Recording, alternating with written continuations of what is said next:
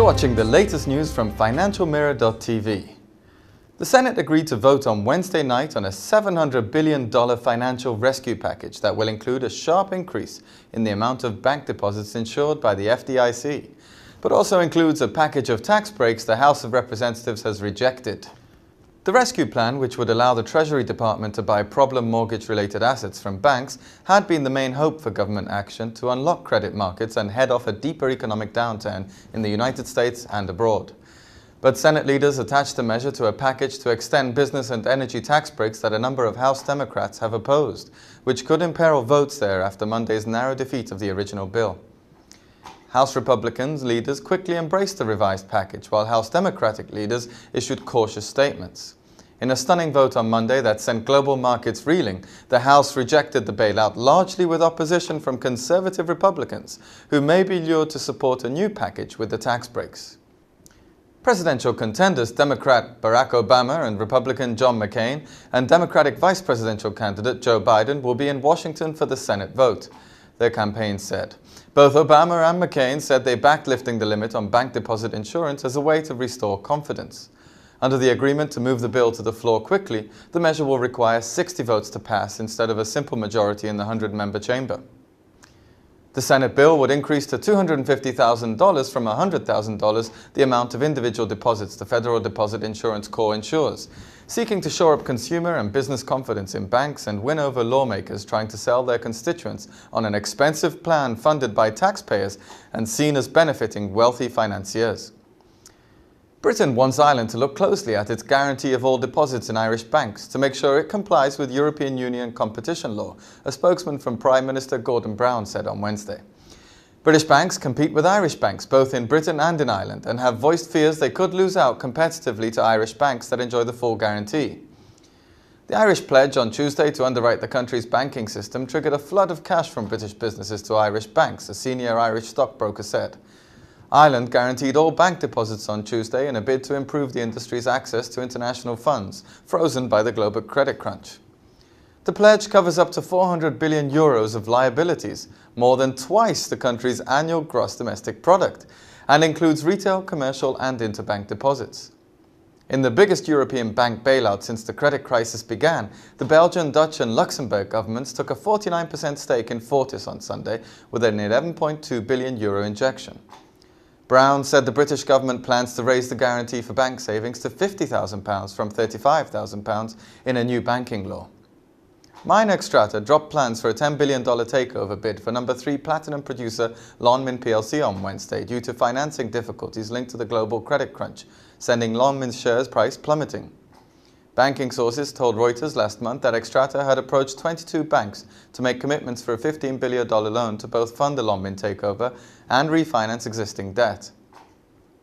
Lonmin, which produces platinum in South Africa, had spurned the bid as an opportunistic move that undervalued the firm and its assets. The UK takeover panel had issued a ruling requiring Xstrata to make a formal bid by Thursday or walk away for 6 months. Xstrata said the turmoil on financial markets did not change the fundamental outlook for the firm. Yesterday, sterling was hit by rumours that Lloyds TSB could be looking to renegotiate the terms of the HBOS because of the downturn in the equity market and subsequent stress on the European banking sector. HBOS shares were down nearly 15% on the earlier rumours, although Lloyds declined to comment on the speculation. Sterling fell sharply lower to trade at 1.7725 against the dollar. US securities regulators on Tuesday gave the financial industry a reprieve from marking hard-to-value assets down to fire sale prices, throwing a lifeline to an industry beset by strained credit markets and the latest round of bank failures. The US stock market added to gains on the news, in hopes that regulators' new interpretation of fair value or mark-to-market accounting rules will slow or reverse the heavy flow of mortgage-related losses on banks' balance sheets. In the new guidance, the US Securities and Exchange Commission reminded financial services firms that they don't need to use fire sale prices when evaluating their hard-to-price assets. Under US accounting rules, assets can be valued based on a simple price quote in an active market, but the hardest-to-value assets are often based entirely on management's best estimate derived from mathematical models. However, as credit markets seized up this year, many banks were forced to rely on models to value complex mortgage securities that used to trade in more active markets. Critics have complained that accountants forced banks to base their values on fire sale prices in illiquid markets instead of the so-called level 3 input or unobservable factors such as the mathematical models used to evaluate their securities. Swiss bank UBS may announce plans to cut another 1,900 jobs in its investment banking, equities and fixed income units at its shareholder meeting on Thursday, Bloomberg said on Wednesday. The cuts would represent above 10% of the total investment banking staff, Bloomberg said, citing two people familiar with the matter. UBS has axed about 7,000 jobs since 2007, mostly investment banking and fixed income. The job cuts would come on the heels of 1,100 job cuts at Britain's HSBC and on top of more than 80,000 job losses across the banking landscape in the past 18 months. UBS declined to comment on the report. JP Morgan said on Wednesday it expects UBS to incur €2.7 billion in pre-tax write-downs in the second half, less than its forecasts for its peers Lloyds, TSB, Deutsche Bank and Barclays.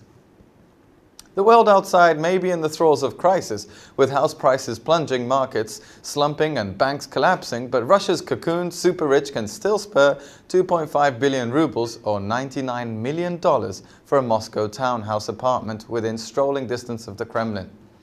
Spurred by petrodollars and booming consumer confidence, Moscow's real estate, where sky-high prices can outpace Manhattan and London, has so far avoided following the local stock market's downward spiral.